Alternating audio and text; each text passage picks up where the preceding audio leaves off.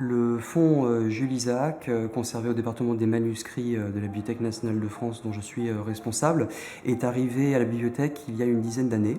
Il s'agit du fonds d'archives privé de Jules Isaac, qui permet, par sa richesse, de reconstituer l'ensemble de sa biographie et de son œuvre, de sa carrière. Alors en effet, lorsque l'on s'interroge sur ce qu'était la France au moment où Jules Isaac vient au jour, en 1877, c'est une toute autre France que celle que nous connaissons aujourd'hui. C'est la France de la Troisième République, d'une république naissante qui a du mal à s'imposer. Et c'est surtout à partir des années 1894-1897, c'est l'affaire Dreyfus. Il est né par hasard à Rennes, mais sa famille est d'origine alsacienne, sa mère est originaire de Strasbourg, son père de Metz, tous les deux donc des juifs ashkénazes, dans une famille très bien intégrée, bien entendu. Il est issu d'une famille de militaires. Son père était lieutenant-colonel et son grand-père avait même été dans l'armée de Napoléon.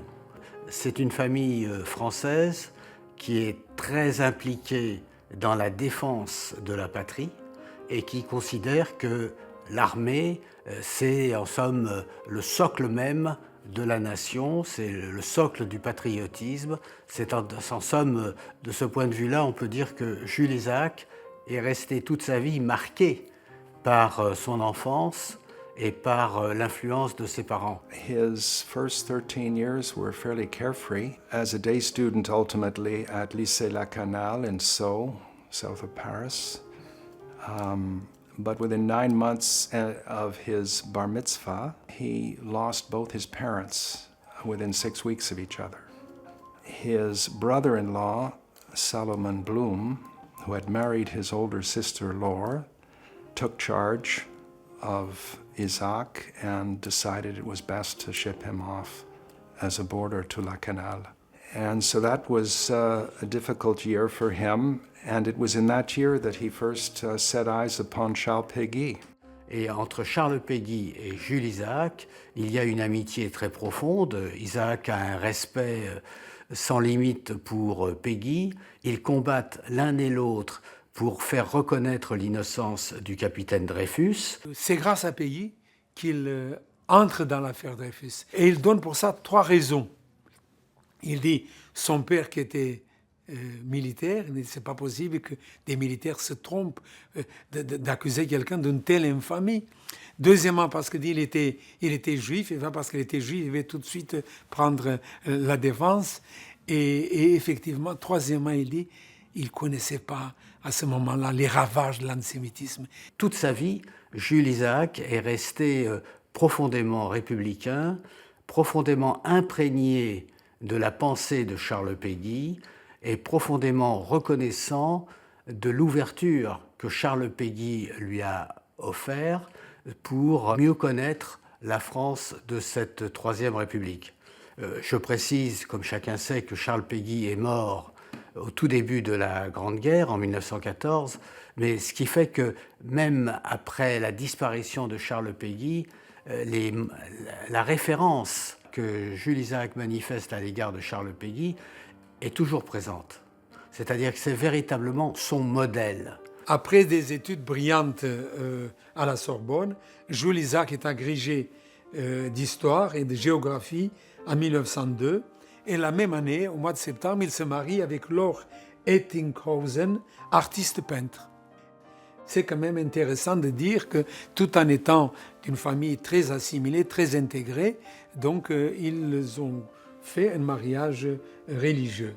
Il est nommé au lycée de Nice, ensuite au lycée de Sens et enfin à Saint-Étienne. Et ça c'est intéressant, Saint-Étienne, parce que pour la première fois, il n'est pas seulement enseignant, mais il devient chroniqueur de la loi républicaine. Comme une sorte de, il s'implique dans la politique et il a publié, ça c'est méconnu, 64 articles. Et il y a 3 sujets qui sont importants qu'il traite. Donc d'abord les relations avec l'Allemagne, deuxièmement le colonialisme et troisièmement les questions d'intolérance religieuse à propos de l'attitude du Vatican. À ce moment-là, il est très jeune, mais il est déjà impliqué dans la politique de son temps. Lui, son rêve, c'est de venir à Paris. Il passe par Lyon.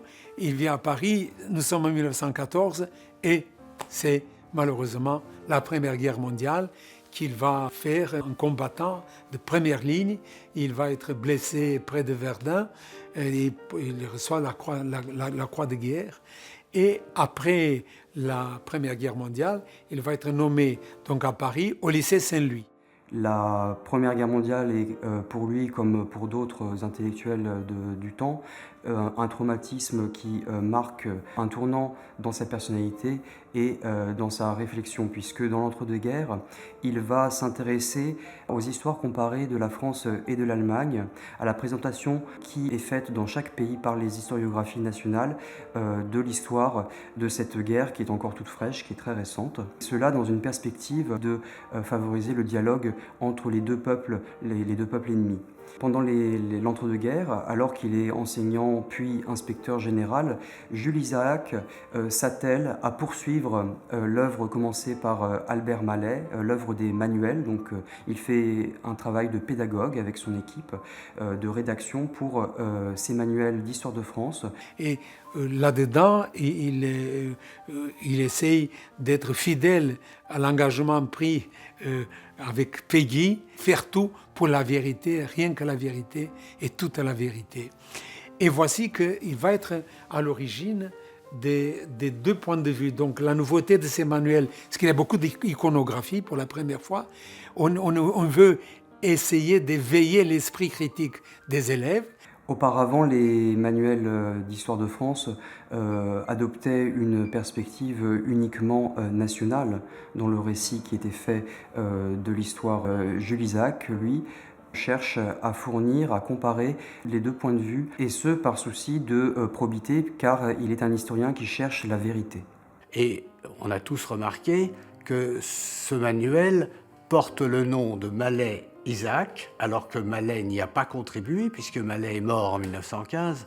Mais Jules Isaac pense qu'il a une dette morale vis-à-vis d'Albert Mallet, qui est tombé au champ d'honneur. Et dans le même temps, la librairie Hachette estime que, puisque la collection est destinée en grande partie aux écoles libres, c'est-à-dire aux écoles catholiques, il vaut mieux avoir en couverture le nom d'Albert Mallet, même si ce nom est suivi de celui d'Isaac, parce que Isaac, dans les écoles libres et dans les écoles catholiques de cette époque-là, faisait un peu difficulté. Donc c'est à la fois une dette d'honneur de la part de Jules Isaac et une prudence commerciale de la part de la librairie Hachette. Jules Isaac est mort en 1963.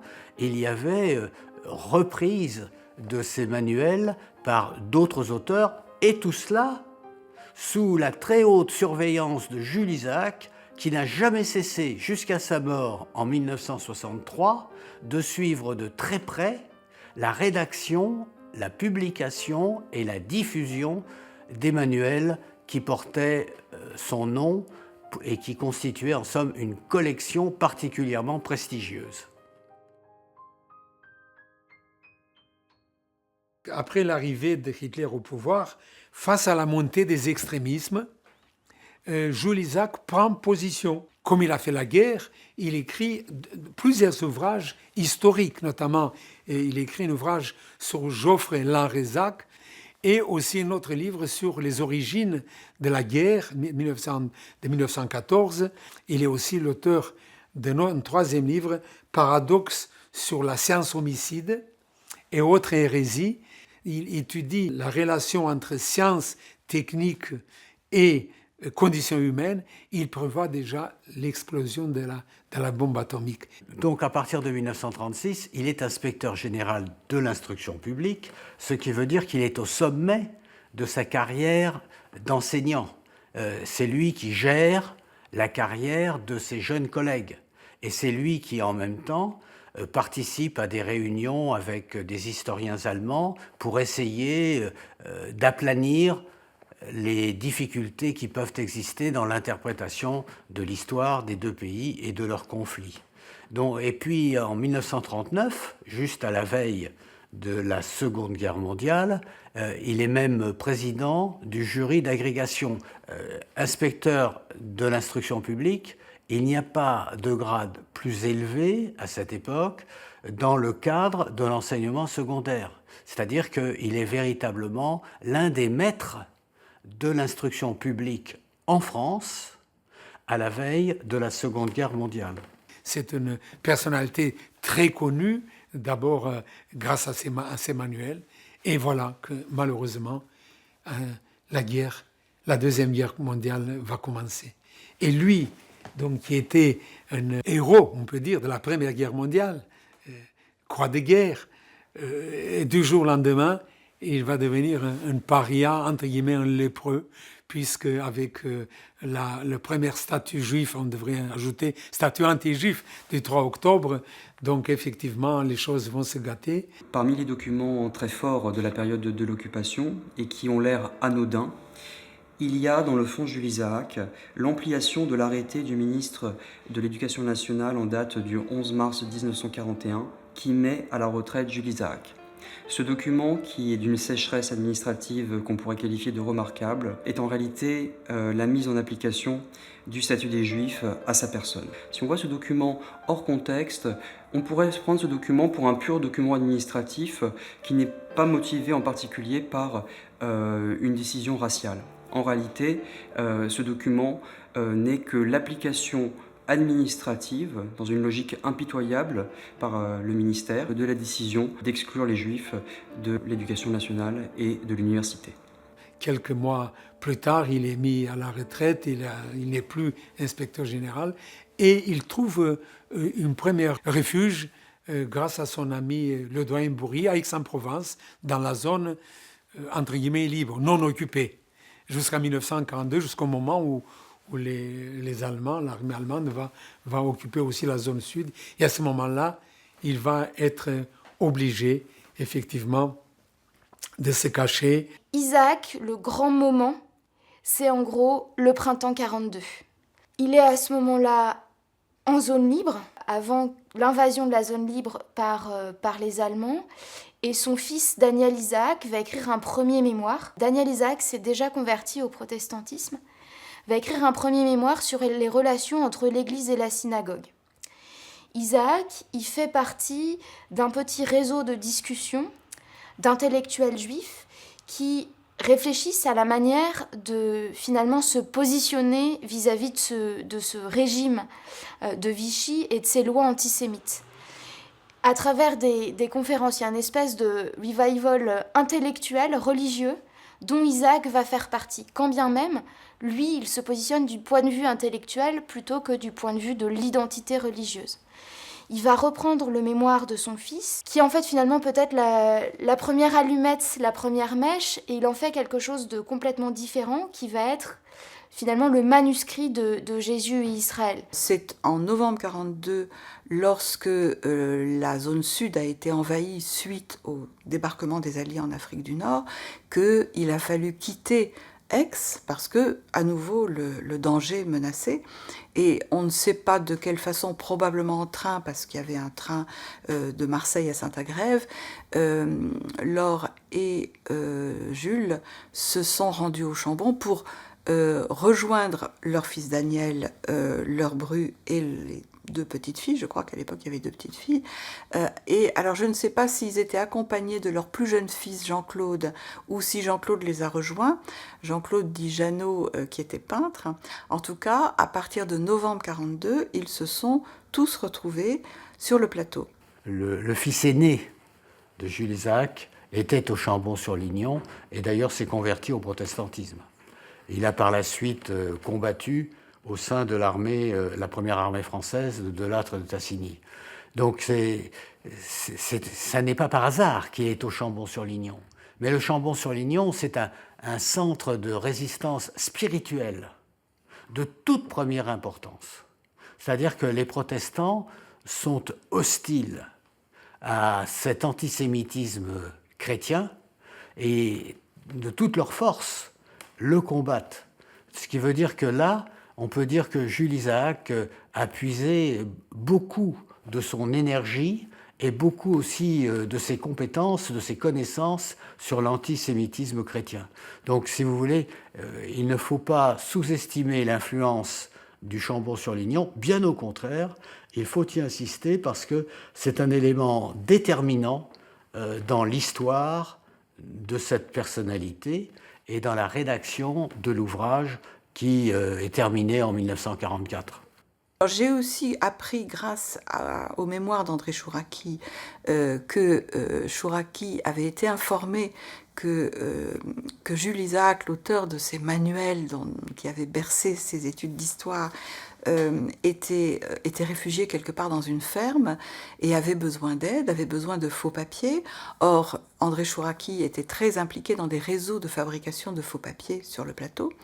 Et donc, il raconte dans ses mémoires comment il est allé rendre visite à cet homme qui était pour lui une légende de l'histoire, et comment il l'a aidé. Et il l'a aidé pas seulement en lui procurant des faux papiers, mais aussi en le présentant à André Trocmé, le pasteur avec qui Jules Isaac a pu nouer des liens, notamment des liens intellectuels, et aussi en faisant bénéficier, et ça a été très important, en faisant bénéficier Isaac de sa connaissance de l'hébreu et de sa connaissance de l'Ancien Testament. Bon. Et ça, je pense que ça a été très très important dans l'élaboration de la pensée de Jules Isaac. Ils ont donc passé plusieurs mois là-bas.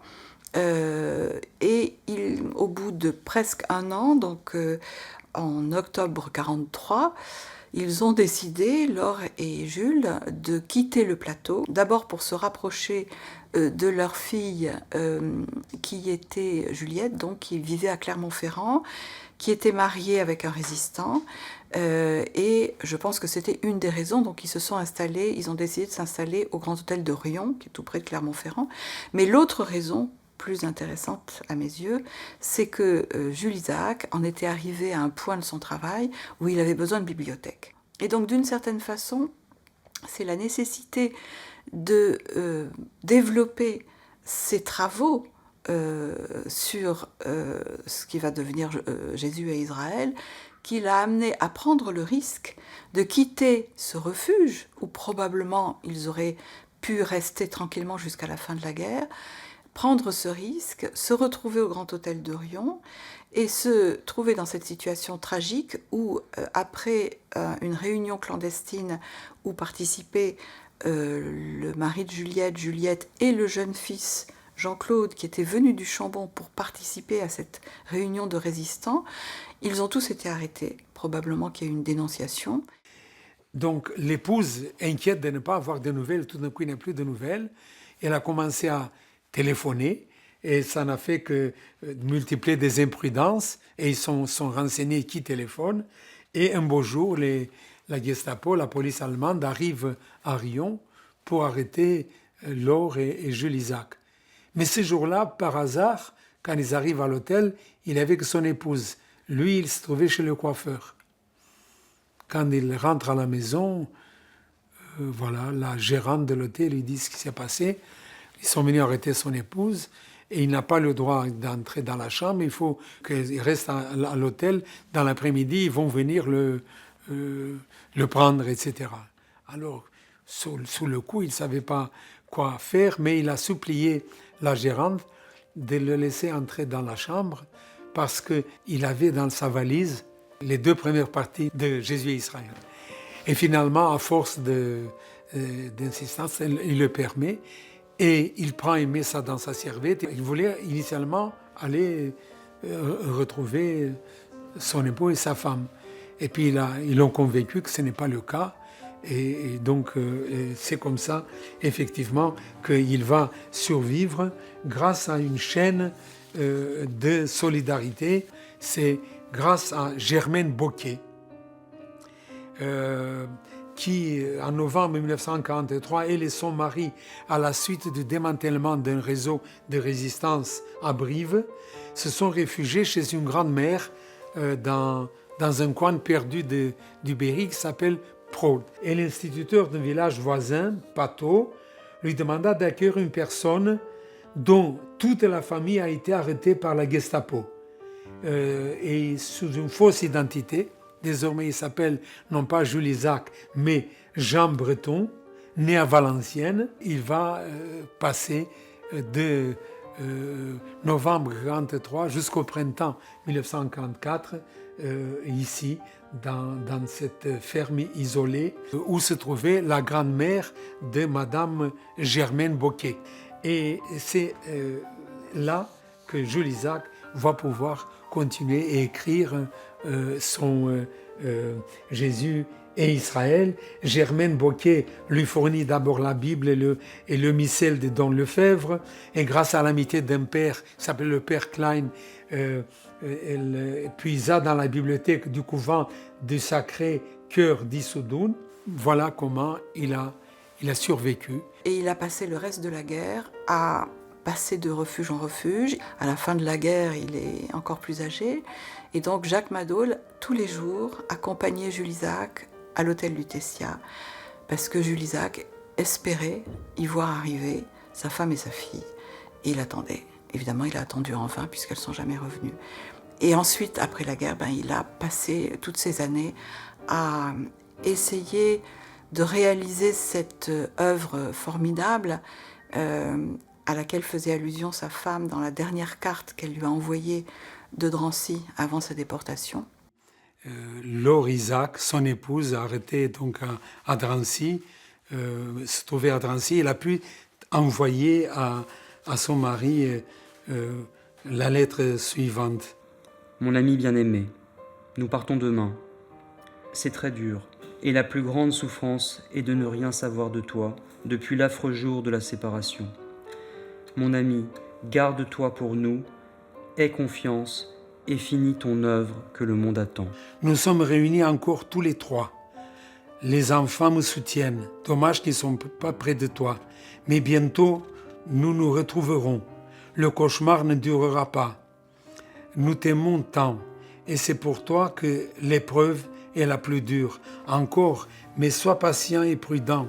Je t'en prie, ne va pas vers Nevers, où il y a encore des risques de contagion.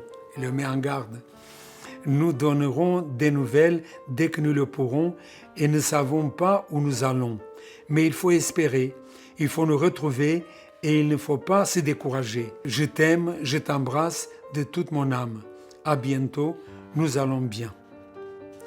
Et le lendemain, le 28 octobre 1943, d'après le mémorial de la déportation de Serge Klarsfeld, nous savons que le train numéro 61, avec 1000 déportés à bord, qui était la gare de Bobigny à Drancy, s'y trouvaient Laure, Juliette et Jean-Claude, faisaient partie du nombre. Le voyage n'a duré qu'un jour et demi. Lors de l'arrivée à Auschwitz, c'est un jour de Shabbat, un jour de samedi, le 30 octobre, 613, comme par hasard, déportés ont été envoyés directement à la chambre à gaz, 613. Parmi eux, Laure et Juliette. Des 1000 déportés dans ce train, il y a eu 42 survivants, parmi eux, notamment le fils de Jules Isaac, Jean-Claude. Et voici qu'après la Deuxième Guerre mondiale, Jules Isaac va se retirer à Aix-en-Provence. Et commence alors les 2 dernières décennies de sa vie. Il est mort le 5 septembre 1963. Donc, il les consacre à un engagement d'exception dans le combat contre l'antisémitisme et pour l'amitié entre juifs et chrétiens. Alors la guerre est terminée et Jules Isaac ne reprend pas ses activités d'inspecteur général, sauf pendant quelques semaines, mais il a dépassé l'âge qui lui permettrait de continuer à mener une vie professionnelle active. Donc il se consacre totalement à la rédaction de son livre. Et il considère que la publication de son livre, c'est le meilleur hommage qu'il puisse rendre aux personnes de sa famille qui ont été déportées et qui ne reviennent pas. Donc il termine caché la rédaction de ce grand livre qu'il a quasi fini en 1946. Sauf qu'en 1946, une nouvelle interruption arrive, c'est à la fin de la guerre, la publication d'un livre qui s'appelle Jésus en son temps, d'un auteur catholique, Daniel Robs, qui va comparer le déicide, donc l'accusation selon laquelle les Juifs auraient mis à mort Jésus, et le génocide, en disant finalement, si Dieu a permis la crucifixion de Jésus, il a aussi laissé les Juifs responsables mourir dans les camps de déportation et d'extermination.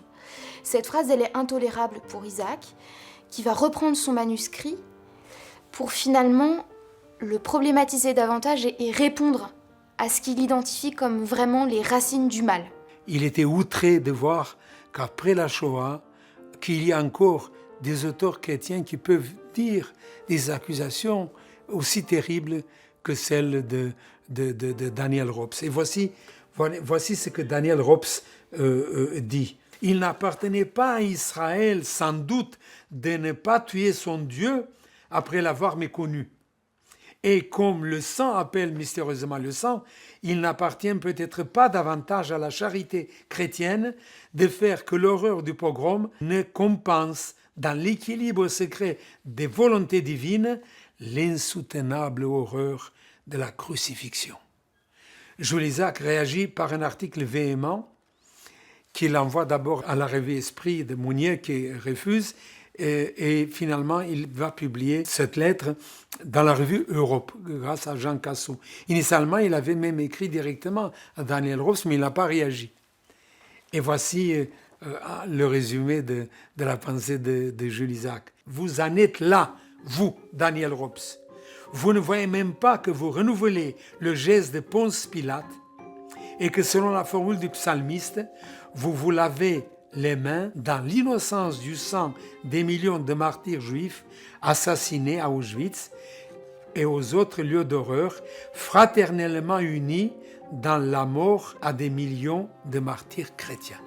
So the letter was published in the July issue of Europe, and it was then that the public at large, or at least French intelligentsia, theologians, historians, took note that this Jules Isaac had been transformed from what they had remembered him as to something new. Daniel Robs, c'est un auteur de best-sellers. C'est quelqu'un qui publie à des milliers d'exemplaires. C'est aussi quelqu'un qui a eu des relations professionnelles avec Isaac, puisqu'il a été un temps professeur d'histoire. Donc il y a ce double rapport entre Isaac et Daniel Robs, et se surimpose à cette querelle avec Daniel Robs, qui est une querelle d'intellectuels, qui passe par des revues, l'écho auprès d'une organisation qu'on va appeler le Conseil international des chrétiens et des juifs. Ce Conseil international des chrétiens et des juifs, il s'est réuni à partir de 3 associations. Une association américaine, qui est la plus ancienne, qui est créée entre 1926 pour les premiers débuts, 1928 pour l'acte de fondation. Une organisation suisse, qui est créée pendant la guerre en 1942, et une organisation britannique qui, pareil, date de la guerre en 1942. Elles vont fusionner et elles ont pour but de convoquer une conférence internationale d'urgence de lutte contre l'antisémitisme. Et c'est en 1946 à Oxford qu'on décide de réunir en 1947 à Seelisberg une conférence urgente sur l'antisémitisme et la nécessité vitale de créer un organisme international. The Oxford Conference on Anti-Semitism happened in the same month, July 1946, as the publication of this letter to Daniel Robs. Isaac had not been invited to the Oxford Conference, a conference on anti-Semitism. A conference on anti-Semitism happening, I think, 3 weeks after the Kielce pogrom in Poland, 1946. The continuing anti-Semitism, even after the end of the war, was the impetus for the Oxford Conference. As a matter of fact, we can thank Daniel Rops, in my view, for the fact that Jules Isaac was invited to Salisbury. Isaac, à l'époque, il n'est pas très connu en fait de nos Suisses, de nos Britanniques et de nos Américains qui sont à la manœuvre de cette conférence. Donc, on va lui demander un rapport, comme on a demandé un rapport à tous ses invités. Jules Isaac va aller à Salisbury pour défendre sa cause. Et donc, il présente un dossier qui s'intitule « De l'antisémitisme chrétien et des moyens d'y remédier par un redressement de l'enseignement chrétien ». Et le texte de Jules Isaac donc, va s'attaquer à l'enseignement. Isaac va du coup reprendre les thèses de Jésus et Israël et les reformater pour en faire un petit mémoire qu'il va présenter à Salisbury. Et où il va prendre une importance toute particulière dans cette commission, puisqu'en fait son rapport va servir de base à la discussion de cette commission. Ils sont assez nombreux dans cette commission, il n'est pas le seul, mais disons qu'il va être la figure qui va rapidement ressortir. Et c'est cette commission-là qui va, à l'issue de la conférence, publier les 10 points de Salisbury. Et les historiens qui ont étudié les documents peuvent tracer dans les 10 points de Salisbury la trame des points que Jules Isaac évoque dans Jésus-Israël. Sauf que Jésus-Israël n'a pas été publié encore. Alors, les 10 points, les 4 premiers points commencent par le mot « rappeler » et les 6 derniers points par le mot « éviter ». Et en fait, cette charte, donc, il s'agit des consignes qu'on donne à tous ceux qui enseignent le catéchisme aux chrétiens pour présenter le judaïsme dans une perspective nouvelle. Je vais lire quelques-uns des points de Salisbury pour bien les énoncer. Donc, le même Dieu parle à tous dans les 2 testaments. Jésus était juif, les apôtres, les disciples et les premiers martyrs aussi. L'amour de Dieu dans l'Ancien Testament et dans le Nouveau nous oblige tous dans les relations humaines. Il faut éviter de rabaisser le judaïsme pour exalter le christianisme, éviter d'utiliser le mot juif au sens exclusif d'ennemi de Jésus, éviter de présenter la passion de telle manière que la mort de Jésus incombe aux Juifs seuls, en rappelant qu'une représentation simpliste de la passion risque de pousser à la haine des Juifs de tous les temps, pas que de l'époque. Des recommandations sont enfin données pour étudier non seulement l'histoire biblique, mais aussi post-biblique du peuple juif qui est vivant. Les Juifs, j'ajoute moi, ne sont pas que les fossiles de l'histoire, il faut vivre avec le judaïsme vivant. Pour l'historien d'Aix-en-Provence, pour Jules Isaac, il s'agit là d'un début prometteur. Et ces 10 points de Salisbury seront donc adressés aux églises. Donc, on voit bien l'importance de l'international parce qu'il ne s'agit pas que de l'Église de France, mais de toutes les églises. Et ces 10 points de Salisbury vont donc vraiment se concentrer sur sur la déconstruction de l'enseignement du mépris pour le remplacer par ce qui deviendra petit à petit un enseignement de l'estime. Isaac est quelqu'un d'extrêmement méticuleux, d'extrêmement précis, et lui, à la base, il a quelques regrets vis-à-vis de ces 10 points de Salisbury, parce que c'est déjà une réduction par rapport aux mémoires où il avait réduit les propositions qu'il avait faites dans Jésus et Israël. Et tout l'enjeu à partir de 47, ça va être de convaincre les églises catholiques et protestantes de signer cette charte, ou si ce n'est de la signer, du moins d'être capable de la mettre en application. Une année plus tard, paraît le célèbre livre de Jules Isaac, Jésus et Israël. Dans l'ouvrage que Jules Isaac publie en 1948, je pense qu'il faut retenir d'abord la dédicace, parce qu'elle est tout à fait symbolique de l'état d'esprit dans lequel se trouve l'auteur. À ma femme, à ma fille, martyre, tuée par les Allemands, tuée simplement parce qu'elle s'appelait Isaac. Et dans la deuxième édition, en effet, ce ne sont plus les Allemands qui ont tué sa femme et sa fille, mais ce sont les nazis, c'est-à-dire qu'au fond, ils ôtent à tous les Allemands la responsabilité du crime. Autrement dit, c'est un ouvrage qui a pour but de dénoncer un crime, le crime que les Allemands ont commis et que aujourd'hui on appelle la Shoah. Et ce crime provient précisément de l'antisémitisme, non seulement de l'antisémitisme nazi, mais des origines profondes de tout antisémitisme qui est l'antisémitisme chrétien. Voilà la théorie de Jules Isaac. Et alors, dans son ouvrage, il y a toute une série de propositions pour justifier précisément la thèse qu'il défend. Et dans la 21e proposition, c'est « Quels que soient les péchés d'Israël, il est innocent, pleinement innocent des crimes dont l'accuse la tradition chrétienne. Il n'a pas rejeté Jésus. Il ne l'a pas crucifié. Et Jésus non plus n'a pas rejeté Israël, ne l'a pas maudit.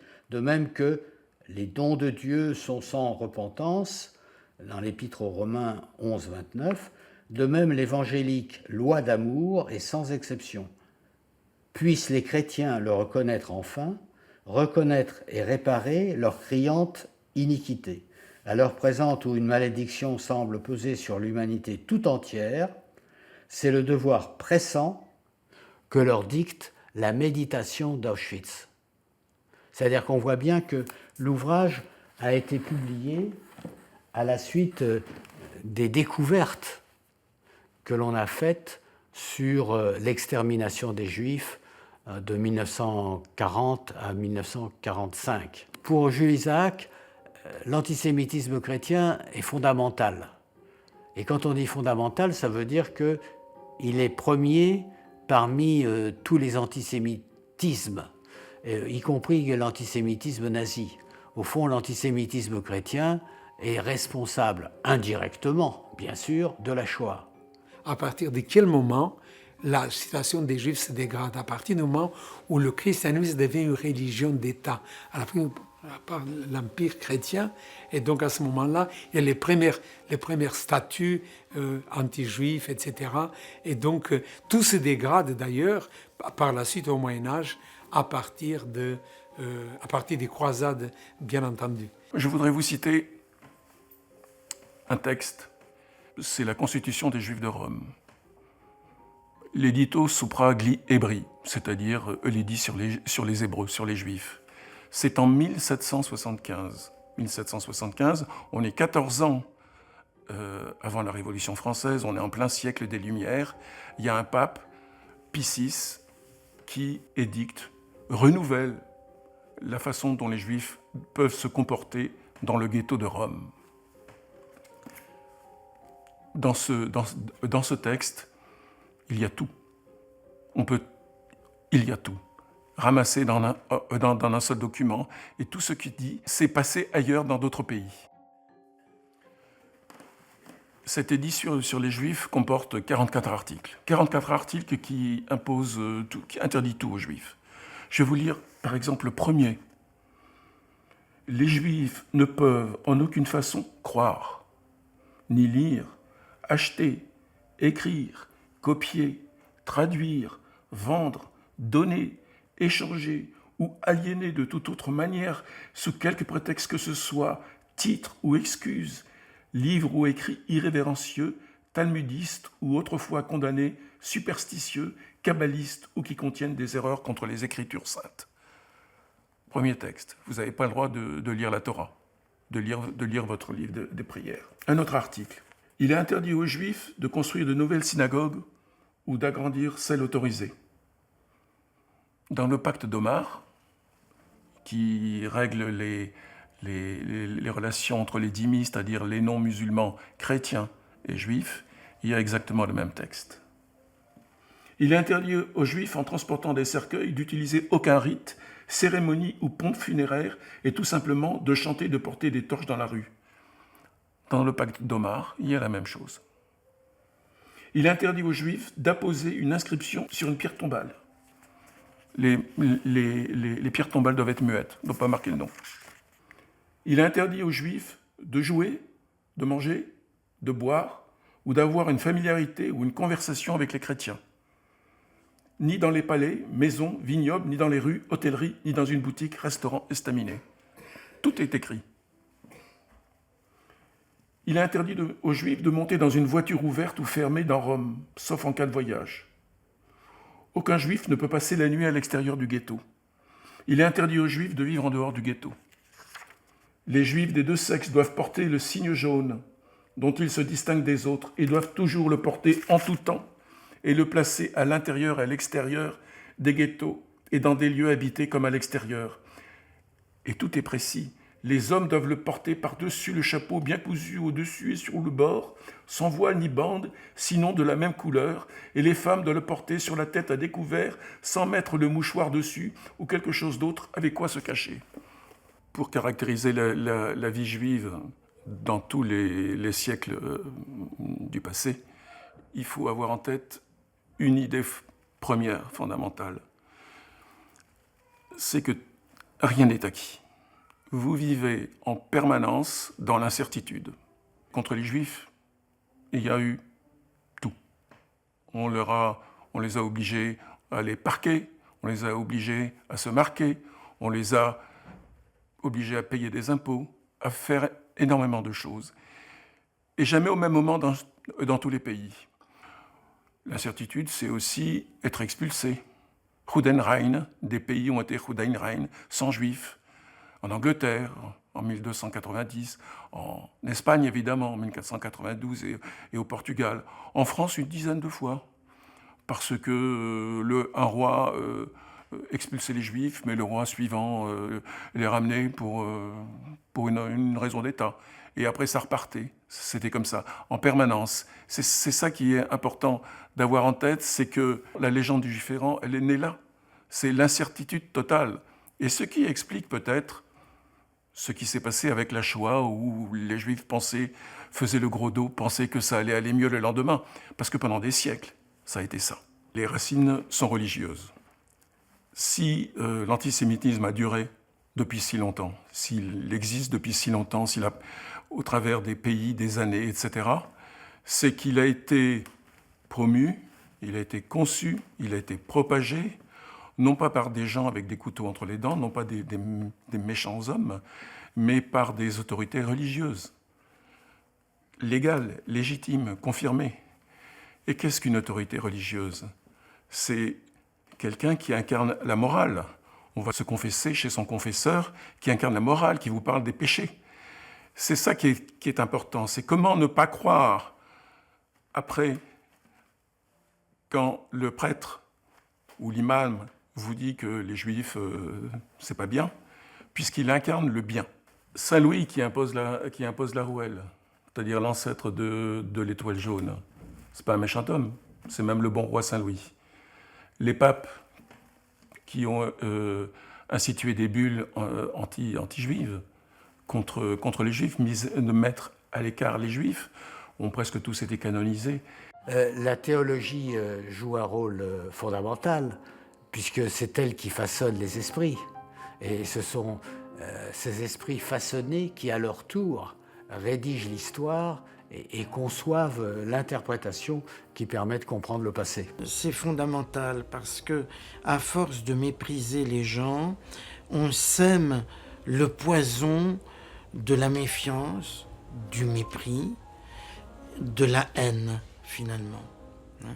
Et en particulier, au-delà même, sans aller jusqu'à la haine et sans aller jusqu'à l'antisémitisme nazi, on désarme les consciences par l'enseignement du mépris. On désarme les consciences.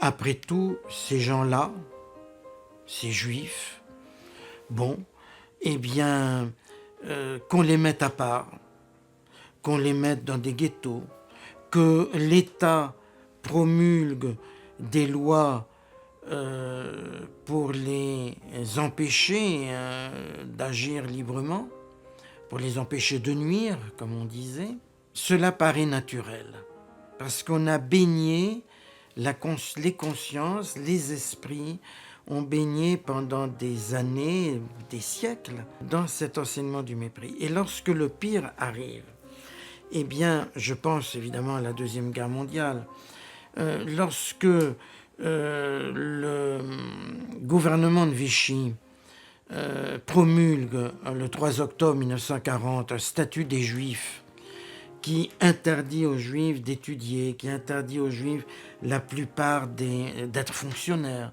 et même la plupart des fonctions, par exemple, être avocat. C'est à la suite du statut des Juifs que Jules Isaac est destitué de son poste d'inspecteur général d'histoire et de président du concours de l'agrégation d'histoire. Eh bien, personne ne réagit. On ne réagit pas. Alors je crois que vraiment l'enseignement du mépris a été un poison qui a empoisonné véritablement les esprits. Parce que les consciences ont été désarmées et après tout que l'État prenne des mesures pour se protéger de ces gens que l'on s'est habitué à mépriser, eh bien c'est normal. Voilà. Et là ça devient hyper dangereux.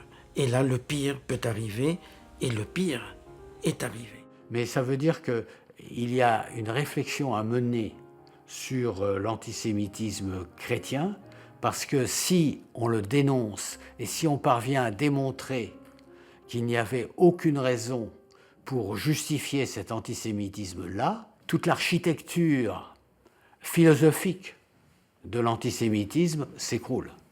Donc c'est pour cela que la bataille que mène Jules Isaac est une bataille fondamentale qui a pour but, en somme, de montrer qu'il n'y a aucune justification dans cet antisémitisme chrétien. Il faut insister sur l'idée que Jules Isaac n'a aucunement l'intention de dénigrer le christianisme.